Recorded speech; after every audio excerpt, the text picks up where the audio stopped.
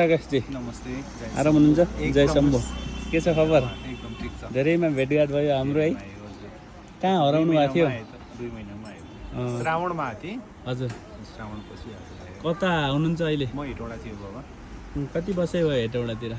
लगभग 2 हप्ता। 2 हप्ता। ए कस्तो रहेछ त नि हेटौँडा? ठिक छ, गर्मी धेरै। गर्मी? हाम्रो बागलुङमा? बागलुङ पनि पाहाड भयो, एकदम ठिक छ। यहाँको क्लाइमेट सुट गर्छ। हजुर हजुर। उताभन्दा हामीलाई दर्शन गयो, भक्तहरू मिल्नु भएको, थुप्रो भक्तहरू मिल्नु भएको थियो। तपाईँले धेरैले सम्झिनु भएको थियो। हो?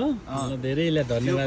त्यो भाइको तिमी कुन चाहिँ फेन्सी पसलमा बसेको त्यो भाइलाई मैले पनि नमस्ते भनिदियो है भनेर भन्नुभएको थियो। ए ल मेरो पनि नमस्कार है यो भिडियो मार्फत। सम्झना अधिकारी ठुलो ठुलो मैले मान्छेहरू भेटाएँ नि यता।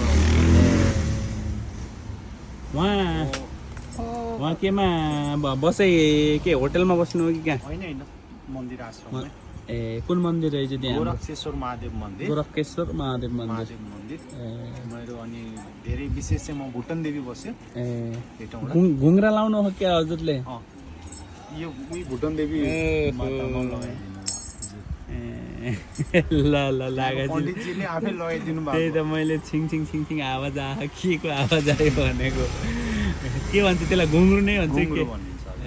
त्यो खुट्टा लाउनुको नि फाइदा खरे त के खास? यसको विशेष चाहिँ यो नेगेटिभ एनर्जी जुन चाहिँ पैदल चल्दाखेरि चाहिँ जुन नकारात्मक ऊर्जा निस्किन्छ त्यसले चाहिँ भाइब्रेसनले कन्ट्रोल गर्दो रहेछ। त्यसले चाहिँ आफूले चेतन राख्ने क्या। भन्दाखेरि यो यस्तो बज्यो भने यसको फिलिङ्सबाट यहाँ दिमागमा कन्सन्ट्रेसन त्यो फेरि कालै डोरोमा बाँध्नु पर्छ अरे होइन, अरूमा बाँधेको हुँदैन अरे। लगाएको राम्रो।